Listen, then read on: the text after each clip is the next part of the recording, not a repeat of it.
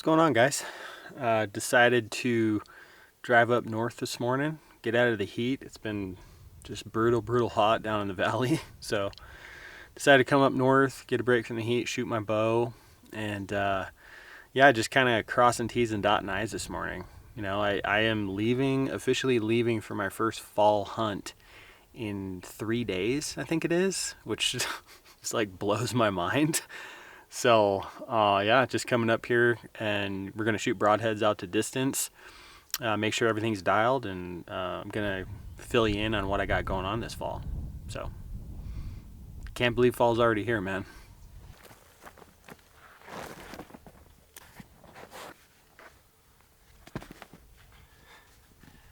Bingo, we're gonna do that one. Be a little bit tough to get in, so what I like to do is I'll just stand on it, get it all the way in there.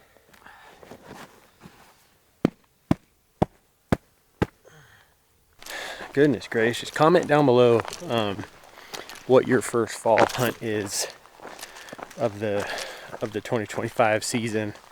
I'd love to know. Yeah, it's like kind of like special time of year. We all look forward to it. There's only so many opening days in somebody's life, right? And this is kind of what we look forward to, right?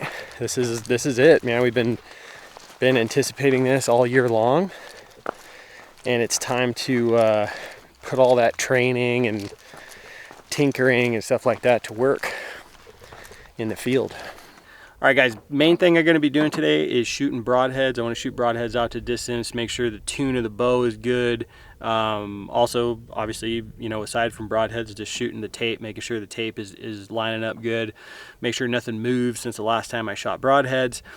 This broadhead here, this is the Evolution Outdoors Jekyll broadhead, fixed blade broadhead. This is the broadhead I like to practice with. My main broadhead, though, is going to be the Evolution Outdoors Hide this year. So it's a hybrid head. However, with the hybrid head, if you shoot that through a target and those blades open, there's a little pin on the inside of the broadhead that gets marred every time those blades open. So in order to get them back nice and tight to where they once were, you need to replace the pin. So in order to avoid that, I just end up shooting the Jekyll for practice. Evolution Outdoors does have a practice head, but in all honesty, I just don't have any on me. So this is what I do.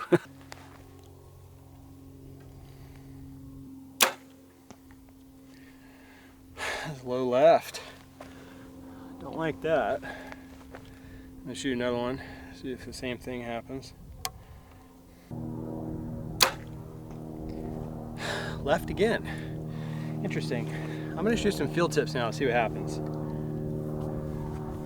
Might need to make an adjustment. We'll see. That might be exciting. Yeah, that was in the center, right there. Right next to that one.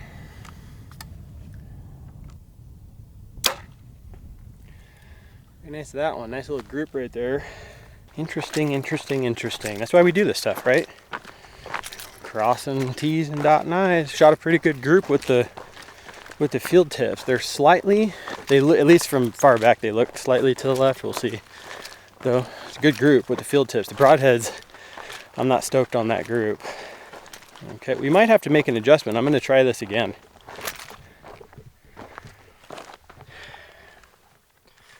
These are the field tips right here. And these right here are the broadheads. So I'm going to do that one more time, and if the broadheads go left again, I'm going to make an small adjustment, tiny adjustment to my rest. Oh yeah. Yes, more wind. All right, that was in the dot. My first hunt of the fall that I'm leaving for is Utah high country mule deer. I absolutely cannot wait.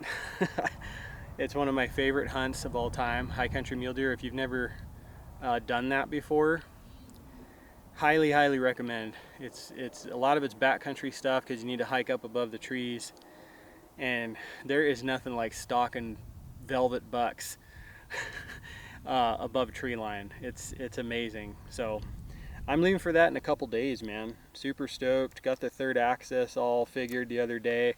I'm glad that I checked it though. Little tippy. Okay, if you, especially if you're new, listen to this. If your shop sets your third axis for you, that's awesome. It's probably pretty close, but what you really need to do is you need to go home and you need to check it on your own while you're at full draw, okay? We all torque a little bit differently, and that's what third axis is measuring. It's measuring the torque this way that you're putting on the bow, whether you're aiming downhill or aiming uphill like that, okay? So you could do this with a plumb bob, hang a plumb bob on the wall, come to full draw, level out, level your pins and your bubble level on that string, and then go down at your waist, bend at the waist, and if your pins are still in line with that plumb bob, or a door frame is another one that works good, a door frame, that's what I use. If your bubble goes left or right, your third axis is off, okay? So try that out, okay? And if it's off, you need to adjust it to yourself, which is a very, very important adjustment for a high country mule deer hunt because it's vertical. So here we go. Boom. Looked like it was right next to that broadhead. That's good. All right, let's go take a look. Here we go. Right there. This is the field tip, I'm pretty sure. And this is the broadhead. So Utah, that's my first hunt, Utah high country mule deer. Super stoked for that. My buddy Dylan's gonna come out and film that for me. Should be an epic backpack hunt. After that though, like a couple weeks later, I'm going to Idaho for archery antelope. Guys, super stoked, man. I've never hunted antelope before. It's gonna be an archery hunt with my buddy Curtis Brooks. He invited me out, he's got a spot. And says that we should be able to spot and stalk and sit water, whatever we want to do.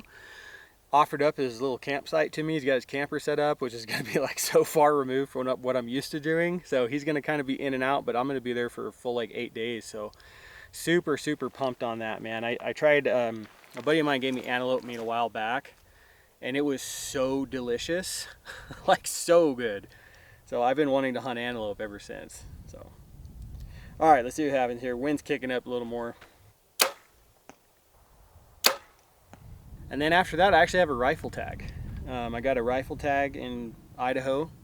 So I'll be going over to Idaho and hunting mule deer with a rifle. Haven't done that in a few years. Pretty excited. The last time I was there, I shot a really nice buck.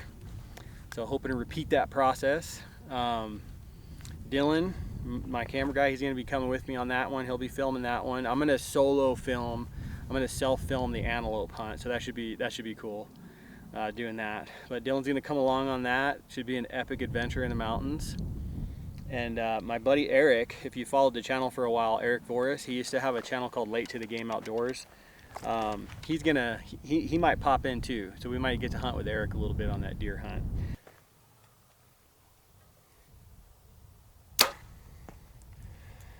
That flew weird. Alright guys, I've been fiddling around for the past hour or so trying to make sure that what I was seeing is what I was seeing.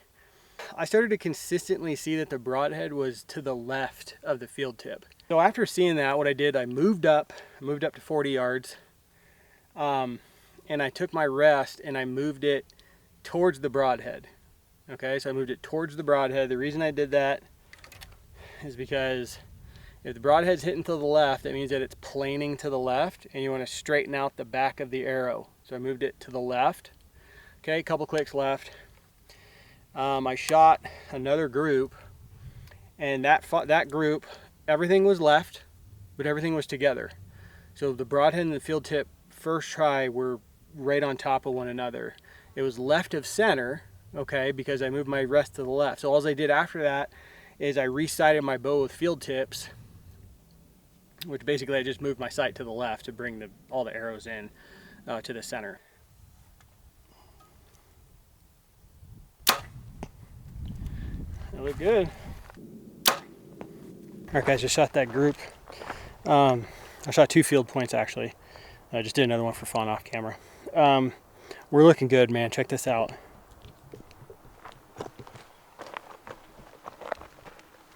Look at that.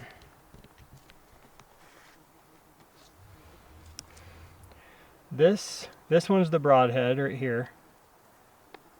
Okay. The white knock, and these two are field tips. So pretty stoked on that, man. The angle of the arrows, this is something that I would normally pay attention to if I had a very sturdy target, but this target is moving every time the arrow hits it. So normally, especially if you try to like bear shaft tune, if you have like a real steady target, you can see the bear shaft, like the back of the arrow will be like to the right or to the left. So like here, they're not like perfectly straight in the target. Guys, that's just because the target is moving every time the arrow impacts the target, okay? So super stoked on that. Nice tight group, 40 yards in the center, one broadhead, 2 field tips. Super glad that I figured that out. I'm honestly, guys, I thought that I was going to be just absolutely dialed when I came up here, but I'm really glad that I did to come and check this because I wasn't. You know, that's why you got to check stuff, man. Just because you haven't checked something in a month doesn't mean it's still good. So I do a lot of, you know, I've been in the field a lot, and I was bear hunting a lot a month or two ago. You know, my bow's getting banged around, so who knows? You know, the fluctuation of heat and cold. I don't know, guys. I'm just throwing out ideas why things move around. So yeah, there you go. Super pumped. I'm gonna get this wrapped up, head back to the truck, tell you guys about the last hunt I got of the year. All right. Man, that took way longer than I thought it was gonna take, and I didn't get to shoot long distance like I was planning on. But I am so glad that I came up here and checked my tune. For whatever reason, I was off a little bit, so got it figured out. Hitting dead center now with broadhead and field tip consistently. That's what's important.